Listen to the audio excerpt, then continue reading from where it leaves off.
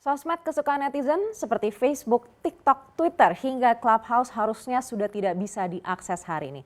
Tapi coba buka, masih bisa nggak? Kalau masih bisa, ini artinya ada penundaan blokir dari Kominfo. Apa sih alasannya? Kita akan coba bahas singkat dalam Maju Mundur Blokir Facebook dan TikTok CS. Kita langsung lihat slide yang pertama.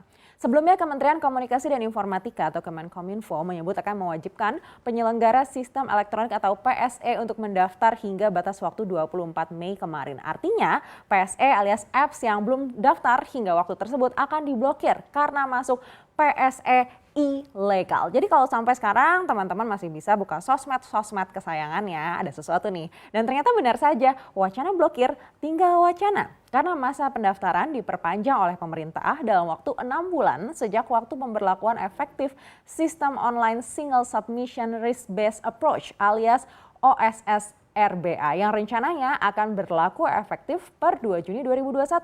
Jadi nanti PSE ini daftarnya pakai sistem OSS RBA yang dikelola oleh Kementerian Investasi atau BKPM. Nah, sistem ini adalah sistem perizinan berusaha berbasis risiko yang tujuannya untuk memudahkan penerbitan izin usaha. Nah, prosesnya dilakukan berdasarkan pengelompokan usaha risiko rendah, menengah, dan tinggi dan memang terintegrasi secara elektronik. Lalu apa sih alasan penundaan hingga 6 bulan ini? Kita akan coba cek slide berikutnya. Jadi sebelumnya aturan blokir ini tertuang di Peraturan Menteri Komunikasi dan Informatika nomor 5 tahun 2020 tentang penyelenggaraan sistem elektronik lingkup privat. Tapi lalu ketika ditunda hingga 6 bulan ini juga sudah tertuang dalam Peraturan Menteri Komunikasi dan Informatika nomor 10 tahun 2021. Jadi alasan penundaan dilakukan berdasarkan konsultasi publik dan melewati proses pembahasan selama 10 bulan terhitung sejak awal penggodokan yaitu Januari 2020 lalu. Pada periode itu, Kominfo mendapat 27 masukan dari berbagai perusahaan dalam dan luar negeri, asosiasi perusahaan perdagangan, industri, serta masukan dari negara-negara sahabat dan juga penyusunan aturan yang baru. Ini tujuannya untuk menghormati perlindungan hak privasi, lalu juga perlindungan data pribadi dan juga tentunya ya kebebasan berekspresi. Nah, kalau kita lihat dalam laman resmi Kominfo ini juga dituliskan apa saja manfaat yang didapat PSE kalau melakukan pendaftaran. Apa saja? Kita akan coba lihat di slide berikutnya. Jadi kalau kita lihat di laman resmi layanan.kominfo.go.id tertulis apa saja manfaat pendaftaran PSE lingkup privat. Nah, manfaat utamanya ya tentu saja untuk menjadikan sistem dan transaksi elektronik di Indonesia ini andal, aman, terpercaya dan juga bertanggung jawab.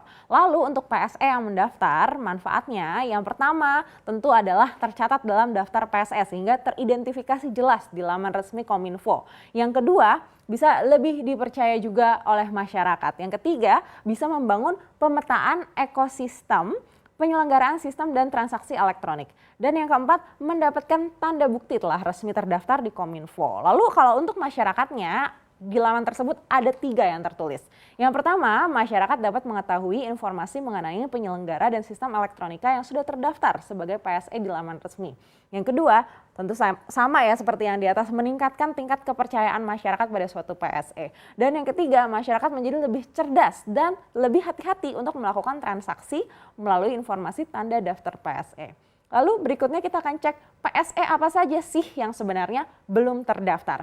Kita akan coba lihat di slide berikutnya.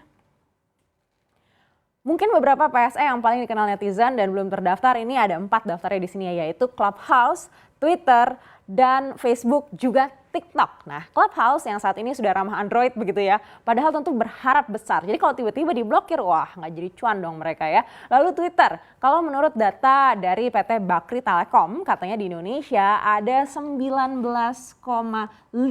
juta pengguna dari total 500 juta pengguna Twitter secara global. Artinya ya lumayan juga ya cuannya untuk Twitter begitu. Berikutnya kalau menurut Facebook, per 2020 kemarin pengguna Facebook di Indonesia ini sudah mencapai 140 juta pengguna.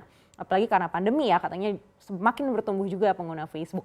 Lalu berikutnya menurut Sensor Tower per Juli 2020, pengguna TikTok di Indonesia ini berjumlah 30,7 juta pengguna sampai menjadi negara pengguna TikTok keempat terbesar di dunia.